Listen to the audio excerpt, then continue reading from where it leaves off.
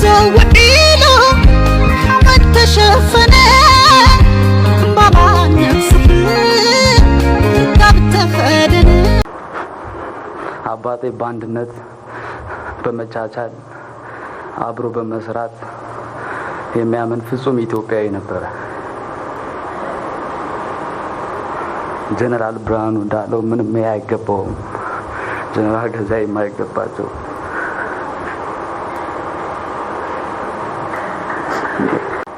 ለወደፊት ህይወታችን ስርዓት እንዲኖረን ከሰው በታች ከሰው በላይም መሆን የለባችሁም እያለ ይመክረን ነበር። ገዛኢ የፍቅር ሰው ነበር። እሱ ባሳየን ፍቅርም ሁላችንም በከፍተኛ መዋደድ እንድንተሳሰር ያደረገ ልዩ አባታችን ነበር። ለዚህም ገዛኢ ለቤተሰቡ ምንም ያጎደለው ነገር የለም የሚባል ስለሆነ ከሚሊዮኖች ቁጥር አንድ ነው። እንደሱ አይነት ሰው አይገኝም።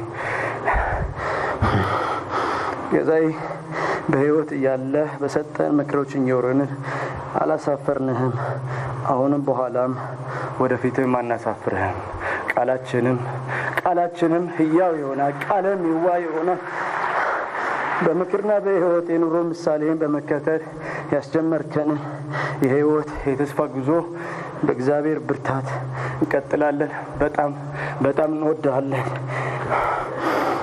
ቀጥሎም የህዝብ አገልጋይና ትሁት ሆነ በጀግንነት በተሰዋው በአባታችንና በወንድማችን በጦር ኃይሎች ጠቅላይ ኤታማዦር ሹም ጀነራል ሰዓረ መኮንን የተሰማን ጥልቅ ሐዘን እየገለጽን ለቤተሰቦች እግዚአብሔር መጽናናትን እንመኛለን።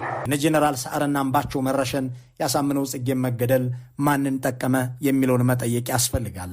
ስለ ጉዳዩ ያነጋገርናቸው የተለያዩ ሰዎች በእነዚያ ፖለቲካዊ ግድያዎች ከጠቅላይ ሚኒስትር አብይ ውጪ ያተረፈ የለም ይላሉ። ምናልባት ጀነራል አሳምነውና አምባቸው ኤታማዦር ሹሙ ሰዓረ መኮንን ባይገደሉ ኖሮ ጠቅላይ ሚኒስትሩ የአማራ ክልልን እንደፈለጉ መቆጣጠር፣ ሰራዊቱንም እንዳሻቸው ማፍረስና የትግራይን ጦርነት መጀመር ከሻቢያም ጋር ለጥፋት መገናኘት አይችሉም ነበር ይላሉ። ጠላቶቻችን የሚጠቀሙበት አንድ ምንድነው? በዘር እንድንለያይ፣ በክልል እንድንለያይ፣ አንድነታችን አይፈልጉም። ዘር የሚባል ቶታሊ መኮንን ነው ያለባቸው። በዘር ማሰብ ከጀመር ዴሞክራሲ ልንሆን አንችልም። በዘር ማሰብ ከጀመር ለህገ መንግስታችን ጠበቃ ልንሆን አንችልም። በዘር ማሰብ ከጀመር ለህገ መንግስታችን የመጨረሻ ምሽግ ልንሆን አንችልም። በዘር ማሰብ ከጀመር ለህዝባችን እርስ በርስ እናባላዋለን። ምክንያቱም እኛ የታጠቅነን የተደራጀን የሰለጠን ሰራዊት። ስለዚህ እንደ ቲም ነው የምታስቡት። እንደ ቲም ነው እየተመካከራችሁ ስራ የምትሰሩ። ዘር የሚባል ከመጣ ፕሮፌሽናል አርሚ አንገነባም። በዚያ የትግራይ፣ በዚያ ኦሮሞ፣ በዚያ አማራ፣ በዚያ ሶማሌ፣ በዚያ አፋር ምናምን ወዘተ እያልን ወደ ቁርቁስ ነው የምንገባው። ይህ አጀንዳችን አይደለም። ያ አጀንዳችን በህገ መንግስቱ የተሰጠን ክሊር የሆነ መልእክት አለ የተጻፈ። ከዚያ በኋላም ተደጋጋሚ የተወያየንበት ነገር ማለት። ለነገራችን ላይ ይሄ ዘር የሚለው አስተሳሰብ አሁን በሰራዊታችን በከፍተኛ ደረጃ የሚንጸባረቅ አይደለም።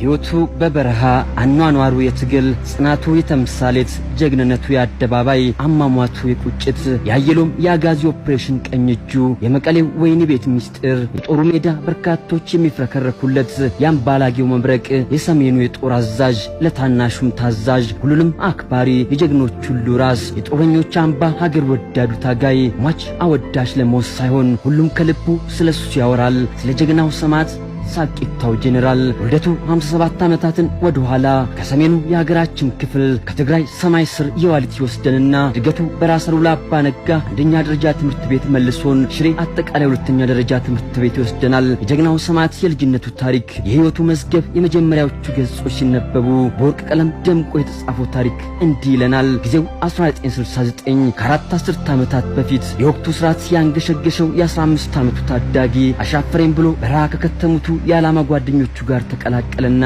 ገና በ18 ዓመቱ የሻምበልነት ማዕረግ ያገኘው ሰው የ1974ቱን የቀይ ኮከብ ዘመቻ ከመከቱት ታሪክ ከማይረሳቸው የሀገር ባለውለታዎች መካከል አንዱ ሊሆን አስችሎታል። በ23 ዓመቱ የሻለቃ አዛዥ ሆኖ አክሱምንና ሽሬን ነፃ የማውጣት ዘመቻ ላይ አስጨራሽ ጀግንነቱን ሩቆ በሚጫወትበት ሰዓት ተምሮ የተሻለ ስፍራ መድረስ በሚችልበት በዛ በጉብዝና ወራት የልጅነት የወጣትነት ጊዜውን ለህዝቡ ነፃነት ሲል የሰዋ በአስቸጋሪው የአምባላጌ ተራራ ብርጌዱን እየመራ ሌላ ደማቅ ታሪክ የጻፈው ጀግና ከ1981 እስከ 1983 የክፍለ ጦሩ አዛዥ ሆኖ ትግራይን ሙሉ በሙሉ ነፃ የማውጣት ዘመቻ ፊት አውራሪ ሆኖ የጉና ተራሮች ኮረብታ ሳያግደው በዘመቻ ፀሐይ ግባት የፀሐዩን ቃጠሎ እንደ ጥላው ያለፋቸው ታሪክ የሰራው ጀግና የ107ቱ የክፍለ ጦሩ ዋና አዛዥ ደግሞ ከምክትል ኢታማጆር ሹም እስከ ክፉ ቀኗ ድረስ የወታደሮች ራስ ሆኖ ጠቅላይነቱን የጠቅለለው ጠቅላያችን የህይወቱ ታሪክ ግዙፉ መዝገቡ ጥቂት የውስጥ ገጽ ይህንን ያወራል።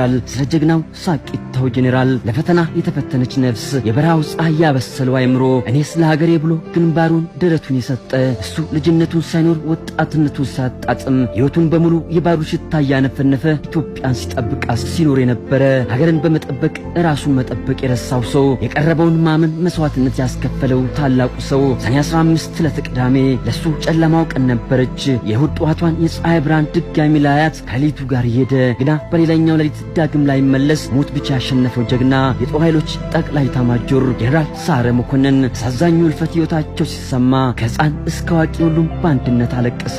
ዋይ ዋይ በረከተ። ሁሉም በአንድነት አነባ። የሀገሬው ሚዲያዎች በአጠቃላይ በዝምታ ተዋጡ። ብቻ ከንቱ ጩኸት እዚህም እዚያም ይሰማል። የአስክሬኑ ሽኝት ዕለት በመኖሪያ ቤታቸው ስንገኝ ሳቂታው ጄኔራል ከነፈገግታው በባነር ላይ ብቻ ፎቶ ይታያል። ድምፅ የሌለው ፈገግታ። ከመኖሪያ ቤታቸው ጩኸቱ ሌላ ነበር።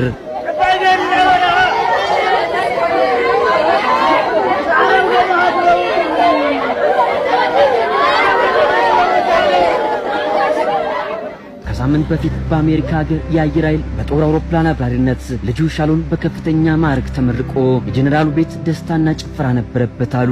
አባትም የልጁን ለወግ ማዕረግ መድረስ አይቶ ለመጨረሻ ጊዜ ሊሰናበተው ያሰበ ይመስል ዘፈን ያስተጋባው ድንኳን ዛሬ የለቅሶ ድምፅ ሲሰማበት ምንኛ ያማል። ከአሜሪካ የመጣው የልጁ ጓደኛ አንድ ያለን የደስታውን ቀን ሲያስታውሰን ካሳሁን በጋሻው እባላለሁ። የልጁ ጓደኛ ነኝ። ላስቅናም ምርቃት ነበረ። እዛ ምርቃት ላይ እሳቸው ነበሩ። ጥሩ ጊዜ ነበር ያሳለፍነው። ልጃቸው አሜሪካ ሀገር ውስጥ ባለው ኤርፎርስ ውስጥ ተመራቂ ነበር። በጥሩ ውጤት ነው ተመርቆ የመጣው። ያንን ፕሮግራም በተመለከተ እዚህ ተሰብስበን ነበር። ሁላችንም ደስ የሚል ጊዜ ነበር ያሳለፍነው። ግን አሁን ባለው ነገር ላይ እና በሰማው ሀገሪቷ ላይ በደረሰው በተለያዩ ምርጥ የሀገሪቷ አመራሮች ላይ ያው ምርጥ ከምርጥ ምርጥ ሰዎች ላይ በደረሰው ነገር መሪ ሀዘን ተሰምቶኛል። አሁን ታላቁ ጄኔራል ሳቂታው ሰዓረ ወደ አንዳች ሩቅ ስፍራ ሊሸኝም ሆነና ካህናት ስርዓተ ፍትሐቱን አከናወኑ። ከፍተኛ የጦር መኮንኖች በወታደራዊ ስርዓት እያጀቡ ማርሽ ባንዱ በአንዳች የአርምሞ እርምጃ እየተጓዘ ኢትዮጵያ ሰንደቅ ዓላማ የለበሰው የዛ የጀግናው አካል በክብር በሰረገላ ላይ ተጭኖ ለዓመታት ከኖረበት መኖሪያ ቤቱ ላይ መለስ ሲሰናበት ምድር ቀብጥ የሆነች ያኔ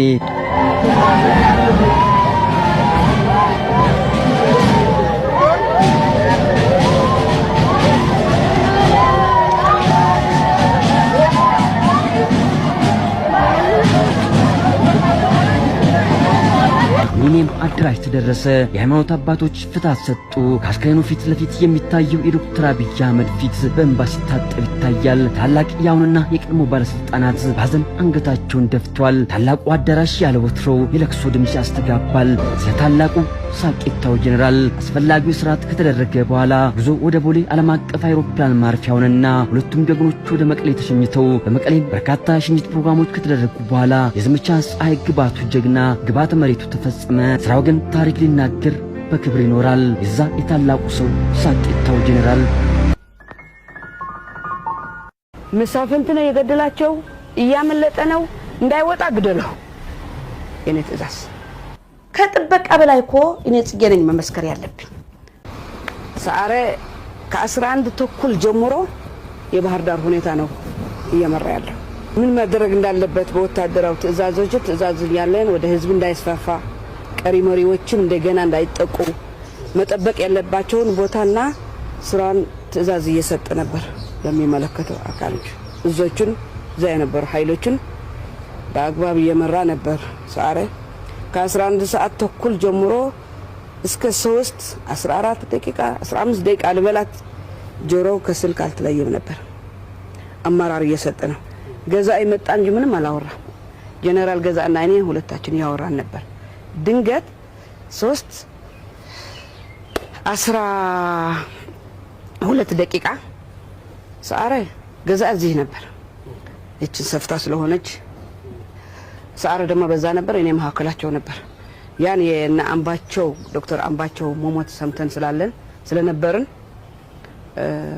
እስከ ቴሌቪዥን የአማራ ቴሌቪዥን ያስተላለፈ ነው ብዬ እቺን ደረጃ ወጣሁ። እኔ 3:12 ደቂቃ ይኖራል ዜና ብለን እኔና ገዛ ተነጋገረን። ሰዓረ ኦሬዲ ስራው ላይ ነው ያለው ተጠምዶ ወጣና ሪሞቱን አንስቼ ገና ቻናሉ እየፈለኩ ተኩስ አንድ ጥይት ተተኮሰ። አውቶማቲክ እንዳለ ጥይት ረገፈ። እንዳየሁት በኋላ እኔ የጠበቀ ጥይት ነው ይሄ ተቃጥሎ መጣው። ለገዛም እዚህ ጋር መጣው። የቀረ ጥይቶች ሁሉ በጀነራል ሰዓረ ላይ ተፈተፉ። ከዛ ይሄት የነበረች ሩጫ አምቡላንስ ጥሩ ስትላቸው ሞጥና ጥበቃዎችን ሳይት ትንፋስ አለ ሰዓረ አሉ። ትንፋስ ስላለው ሰዓረ ሆስፒታል ነው ሰደው ተባለ። ሆስፒታሉም እዚህ ቅርብ ዋሽንግተን ዲሲ ነው። ገዛአ ተሰውተዋል። ከማን ጋር ነው? እኔ የተሰዋው ገዛና ገዳይም ቀረን እዚህ ቤት። ለረጅም ደቂቃዎች ነው እኔ አክልለው አልችልም። እርዳታ የለም፣ ሰው የለም። ሶስታችን እጅን እንታያቱ ግብ ላይ ቀረን። እኔ ገዛኢ ጀርባ ላይ ሆኜ ነው የጮኩ ያለቀስኩ ያለው። ልጁ የሞተ መስሎ ተኝቶ ነው ያለው እንጂ አይሞተም። እኔ መሰለኝ ለነሱ ገድለው ራሱም ያጠፋ ነው መስለኝ ነበር፣ ግን አይደለም። ሁኔታው እንደዛ አልነበረም። አልሞተማ እና በቃ ሲቆይብኝ አንድ እርምጃ ገዛ እዚህ ነው ያለው ብያለሁ አይደለም። ገዛይ ይሄ ወንበር ነው ሰደውና የጮህኩ ነኝ። አንድ እርምጃ እንደዚህ ሲመለስ፣ ሁለተኛ እንደዚህ ሲሄድ፣ እንደገና የጮህኩ እንደዚህ ሲል ልጁ እግሩን ሰብስቦ እየሮጠ እዚህ አይሁት ገዳዩ እየሮጠ ሄደ። እኔን ልቅሶን ትቼ ሮጥኩና ወደ ጥበቃው እንደዛ አድርጌ የጎተትኩት። መሳፍንት ነው የገደላቸው፣ እያመለጠ ነው፣ እንዳይወጣ ግደለው። የኔ ትእዛዝ ምንድነው የምትለኝ ይላል። ግራ ገብቶታል ጥበቃው። መሳፍንት ነው የገደላቸው፣ እየሮጠ ነው፣ እንዳይወጣ ግደለው። ሳምባው ላይ አንጎቱ ላይ የተተፈተፈውና እንዳይድን ተደግሮ ነው በግፍ የተገደለው ሰዓረ። ሰው ማለድገው ሰው ለጠላቱ እንደዛ ያደርግ ምን አይነት ጭከናዊ አረመናው መሆኑ የመሳፍንት የሚባል ልጅ አላቀም። እስከ ጥይቱ እስከሚጨረስ ድረስ እቺን የሰዓረ ጭስ በጭስ ነው ወፍድፎ መልእክቱ ነው እንዳይድን አድርጎ ተባለ። ደሙን በብዛት ፈሰሰ። ከዛ በኋላ በ30 ቀኑ በአንድ ወር ማለት ነው እቺን ሰዓረ ትሪብለን ሰየምናት። ተራየ ሰው እንዳልከው ቅድም አንዴ ብራንዳ ነው የተገደሉ ይላል፣ አንዴ ቤት ውስጥ ነው የተገደሉ ይላል፣ አንዴ በሌላ የተገደሉ ይላል። እውነቷን ግን እዚህ ጋር ቁጭ ብሎ የሚወዳት ግቡን የለማት ግቡን እዚህ ላይ ቁጭ ብሎ ያማራ የነበረው ሁኔታ ለመስተካከል የራሱን ወጥመት ሳያቅ ማንንም አመራር አሁን እንዳይሞት ወደ ህዝብ እንዳያስፋፋ ብሎ ስራውን እየሰራ ነው በግፍ የገደሉት ሰዓረ። ይሄ ነው የሰዓረ ፍርድ ቤት የሚባል ከፌስቡክ ውጪ ማቀው ነገር የለም። መጀመሪያ አካባቢ ያን ጊዜ ድርጊት ተፈጽሞ በሐዘን ላይ ያለን አንዳንድ ፖሊስ ይጠይቁ ነበር እዚህ ጋር መጣው። ወደ ፍርድ ከተመራ በኋላ ግን ምንም ማቀው ነገር የለኝም። አላቅም። ጠየቀኝ ሰውም የለም። እንደዚህ ደረጋም የተባለም ነገር የለም። እንደማንኛው ሰው የሰዓረ መግለጫ እንሰጣለን ብሎ ሲናገሩ ሰማሁ። የሰማሁት በሁለት ሰው እንዳለቀ ጉዳይን ሰማሁ። ከዚህ ውጪ ማቀው ነገር ፍጹም የለም።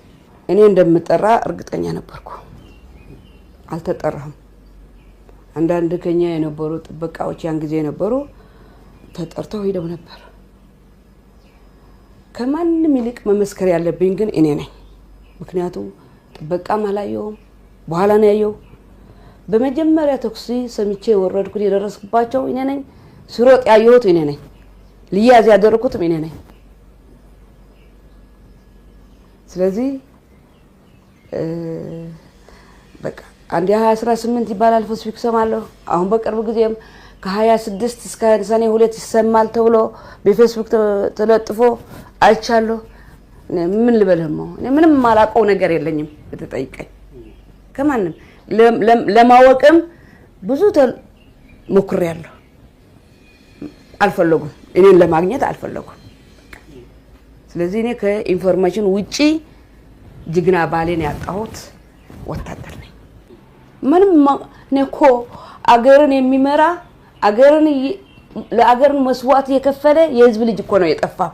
እንደ ተራ ሰውም አይደለም ሰዓረ ምለው እኔ ከልጅነቱ ጀምሮ ሰዓረ ለህዝብ ኢትዮጵያ ማንም ብሔር ሳይለይ እያታገለ ያገለ ያማራ እየተመራ የመጣ ሰው ነው። ሞከርኩ፣ ብዙ ሞከርኩ። የግሌን ጠበቃ መማከር ብዬ ከፍተኛ ህግ ማለሚያችን መማከርኩ። ወንጀል ስለሆነ ይሄ ወንጀል መንግስት ነው የሚከታተለው፣ መቆም አትችልም ተባልኩ። ኦኬ። ከዛ በኋላስ መንግስት አሁን እንደሰማሁት እኔ መንግስት ጠበቃ አቁመዋል ተብሏል። በጣም የሚገርማችሁ ነገር ማን ነው ጠበቃ አላውቀውም። እኔ ከማን እየተማከረ ነው ጠበቃ እየተጣበቀ ያለው አላውቅም። እንዴ እኔ ነኝ ተጓዲ፣ እኔ ነኝ የድራማው እይታ ያየሁት።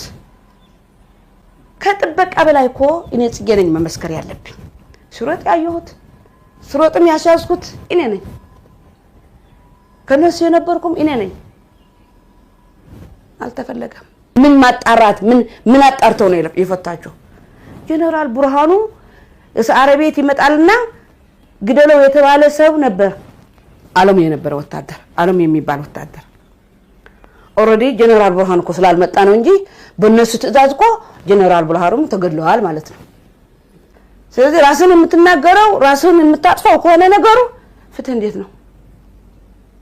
የማቆይ ነገሩን ጥበቃዎች ከሁለት ካዝና በላይ እንደተተኮሰ ጥይት ነው ኢንፎርሜሽን ያለኝ። የቆሰለው እግሩን ነበር የሚለውን ስላሉኝ ከጥበቃው የሰማሁት እኔ አላየሁትም። ያን ጊዜ ተመቶ እንደተያዘ ነው የማውቀው እንጂ የተኛው ነው እግሩ ቁስል አላውቅም። ሕክምና እንደገባ አውቃለሁ። ለረጅም ለወራትን አይናገርም የሚል ኢንፎርሜሽን ነበር። አንድ ቀን በአንድ ሰው የተነገረኝ እንደተናገረና የተናገረው ግን አሳመነው እንዳዘዘው የሚል ተነገረኝ።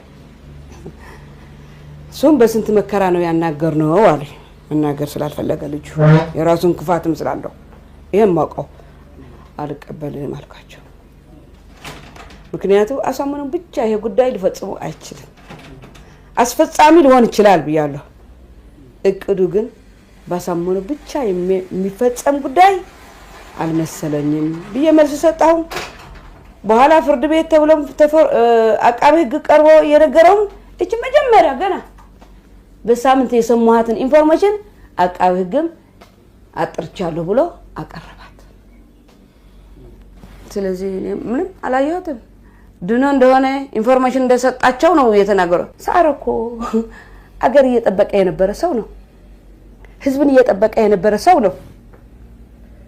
ባህር ዳር የተፈጸመው እኮ ሌላ ህዝብ እንዳይገደል ሌላ አማራሮቹ እንዳይገደሉ እኮ እየመራ የነበረ ሰው ነው የተገደለው። እሱን ህዝብን አምኖ ነው የተቀመጠው ሰዓረ። ሀገርን አምኖ ግለሰብ አያምንም ሰዓረ። ሀገርም አምኖ ህዝብን አምኖ ለህዝብን ለሀገርን አገለግላለሁ ብሎ ነው ቁጭ ብሎ እዚህ ጋር እየማጀፉ የተሸመው። ስለዚህ የግላችን ብቻ አያድርጉት። የህዝቡ ነው ሰዓረ። ለኢትዮጵያ ህዝብ ያለፈ ነው ሰዓረ። ስለዚህ ህዝብ ኦሮሞ ህዝብ ይሁን ታግለዋል፣ ለአማራም ታግለዋል፣ ለሌላም ሁሉም ታግለዋል ሰዓረ። ለምንድን ነው የቤተሰብና የትግራይ አድርጎ የሚቆጥረው ህዝብ ካለ በጣም ተሳስተዋል። ይልክ አሁንም ፍትህ ይጠይቁልን።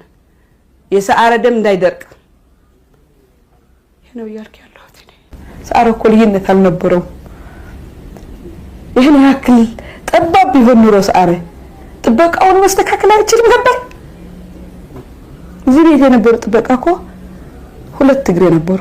በዛ ከሆነ በጠባብ አስተሳሰብ ከሆነ የሰዓረ እምነት አይደለም እየገለጽኩት ያሉት ሌሎች እኮ የሌላ ብሔረሰቦች ነበር። የኔ ያክል ማሰብ የሚያቅተው ህዝብ መንግስት አለ ብዬ አላምንም እኔ። አሁንም ሀቅ ይውጣ፣ ፍትህ ይምጣ፣ ፍርድ ይምጣ። በቃ ይሄን ማድረግ የሚችል ደግሞ የኢትዮጵያ ህዝብ ብቻ ነው። በቃ ኢትዮጵያ ህዝብ የሚለው ብሔር ብሔረሰቦች ነው። ሌላ ትርጉም የለኝም ለኔ። ለምንድን ነው የሰዓረ ቤተሰብ ፍርድ ላይ መቅረብ ያልተፈለገ? ሶስተኛ ዋና ከማንም ይልቅ ምስክር መስጠት የሚችለው እኔ ነኝ። ጠበቃው አይደለም፣ መንግስት ያቆመው ጠበቃ አይደለም፣ እኔ ብቻ ኮሎኔል ጽጌ ብቻ ነኝ። ማንም ሰው መንግስትም አልቆመለትም፣ ሌላም አልቆመለትም፣ መከላከያም አልቆመም። ማንም ህዝብ ስለሰዓረ ወንጀል ስለሰዓረ ፍትህ የቆመ ሰው የለም። ይሄ ነው እንጀተን እያራሩክ ያለው በቃ ይሄ ነው። ፍትህ አይጠፋም።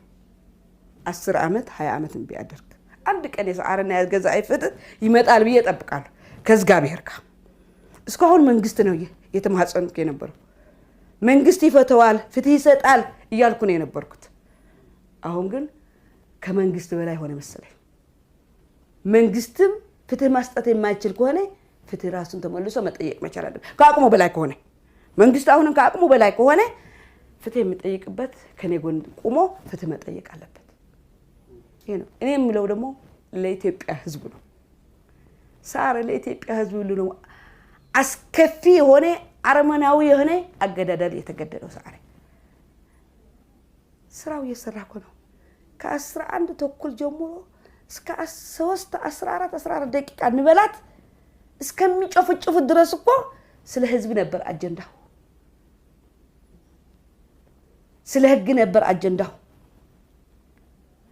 ይሄ ነው ማቆው። አሁንም ህዝብ ስለ ሰዓረ መጮህ አለበት፣ ፍትህን መምጣት አለበት። የነዚህ ጅግኖች ደም ፎሶ መቅረት አለበት። እችን ፍረዳት እችን አትክልት በአንድ ዓመት 2 ቀን ነች ላይደር የንጹሃን ደም ስለጠጣች ብቻ ነች። እጠብቃታለሁ፣ እያለቀስኩም ቢሆን እጠብቃታለሁ። እዚህም እኔ እሞታለሁ። ስለዚህ የግላችን ብቻ አያድርጉት። የህዝቡ ነው ሰዓረ፣ ለኢትዮጵያ ህዝብ ያለፈ ነው ሰዓረ። ስለዚህ ህዝብም ኦሮሞ ህዝብም ይሁን ታግለዋል፣ ለአማራም ታግለዋል፣ ለሌላም ሁሉም ታግለዋል ሰዓረ። ለምንድነው የቤተሰብና የትግራይ አድርጎ የሚቆጥረው ህዝብ ካለ በጣም ተሳስተዋል። ከኔ በላይ ህዝቡን ራሱን ስለ ሰዓረ ምንነትና ባህር ጅግንነትን መግለጽ ይችላል። አሁንም 1 ዓመት ይሁን 1 ዓመት ከ2 ቀን ይሁን 10 ዓመትም ይሁን ፍትህ ትመጣለች አንድ ቀን። እቺ ፍትህ መምጣት ያለባት ግን ህዝብን ብቻ ነው በቃ። በዚህ መልኩ አሁንም ፍትህ ይጠይቁልን፣ የሰዓረ ደም እንዳይደርቅ። ይሄ ነው ያልኩ ያለሁት።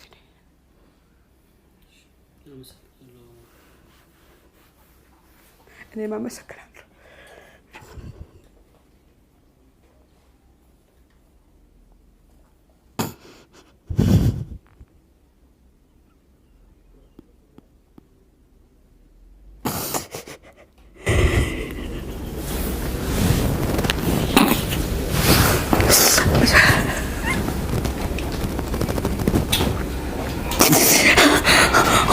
መጣበቅ መቻል አለባችሁ። ሰዓረ ጉዳይ የዝገዛን ጉዳይ ምንም ባላደረጉ ሀገርን ብላ ባጋለገለ እንደማንኛው ሰው እኮ መኖር ይችል ነበር ሰዓረ እንደማንኛው። ግን ግለሰብ ሳይሆን አምኖ ሀገሩን ህዝብን አምኖ ለዚህ ህዝብ ጠበቃ ሆናለሁ ብሎ ነው አዲስ አበባ የቀረው። ማንም አይደለም። ሰዓረ እኮ ልዩነት አልነበረው። ይሄን ያክል ጠባብ ቢሆን ኑሮ ሰዓረ ጥበቃውን መስተካከል አይችልም ነበር። እዚህ ቤት የነበሩ ጥበቃ እኮ 2 እግር ነበሩ። በዛ ከሆነ በጠባብ አስተሳሰብ ከሆነ የሰዓረ እምነት አይደለም እየገለጽኩት ያሉት፣ ሌሎች እኮ የሌላ ብሔረሰቦች ነበር። ይሄን ያክል ማሰብ የሚያቅተው ህዝብ መንግስት አለ ብዬ አላምንም። እኔ የተቆራረጠ ጫማ 500 የሚገዛው ካለ እናስተካክልልን። እንደዚያ ነው ያለው። ከነሱ ጋር ስለሚውሉ ሊገጡ ይችላሉ። በሳምንት ፌድ የሚያደርግ ሬንጀር ልብስ ካለ እንቀይር። ውሃ የሚጠማው ከሆነ ውሃ እንዲደርሰው እናደርግለታል። የዳቦ መኪና ሲሄድ የሚቆም ከሆነ ዳቦ ጦም ከሚወል ዳቦ እንላክለታል። ስለዚህ እንደዚህ ያሉ ፍርናሽ ህገ ደንቡ ይፈቅድለታል። ፍርናሽ ይስጠዋል።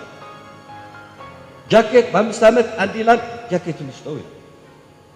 ምንም እኮ የለም። እዚህ ላይ ነው የተዋየ ነው። ምንም ከዚህ አልፎ ወታደሩ የሚያነሳው ጥያቄ እኔ ከነሱ ጋር ልውል አንድ አልሰማም። በዚያን ጊዜ የነበረውንም ሁኔታ ኮሎኔል ሰዓረ መኮንን እንዲህ በማለት ይገልጹታል። እዚህ አካባቢ ትንሽ ነገሩ ለየት አድርገህ ለማየት እንዲያመች በስተቀኝ በኩል የነበረው ከግንባራችን በስተቀኝ ክንፋችን ማለት ነው 3ኛ ሻለቃ ነው የምትባለው የፓራ ኮማንዶ ኃይላችን ናት አካል ናት። ያቺ ሻለቃ በስተቀኝ ያንዴ ማታ ነው የገባችው። በስተቀኝ ነው ያስቀመጥናት። ሻለቃዋ የመከላከል ስዕል አልያዘችም ነበር። ባንድ አካባቢ ተኝታ ነው የነበረችው። የነሱ ግን አንድ ብርጌድ ነው።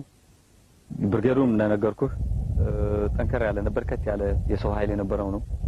ያን ይዘው ነው ሻለቃዋ ጋር ተኝታ ያለች ሙሉ በሙሉ የገባት። ግን ያቺ ሻለቃ አስደናቂ በሆነ ሊገለጽ በማይችል ጽናት እና ቅልጣፌ በተሞላበት ሁኔታ በጠላት አጋጣሚ የሆነ ቶክስ ውርጅብኝ ሳይደነበሩ ሳይበታተኑ ተረጋግተው እንዳሉ እዚያ ላይ ያሉ የተታኮሱ ምሽጋቸውን በማስተካከል ከባድ ርብርቦች የተደረገበት ጠላት ሊማርክ በእጃቸው ይዛቸዋል፣ ይጓትታሉ። እዚያ ላይ አንዱ ከአንዱ ጋር ይጋደላሉ። የወገንም እንደዚህ አድርጎ ለነሱ ይጎትታል። ብቻ ውጊያው ትርምስ የነበረበት ውጊያ ነው የነበረው ጠቅላላ።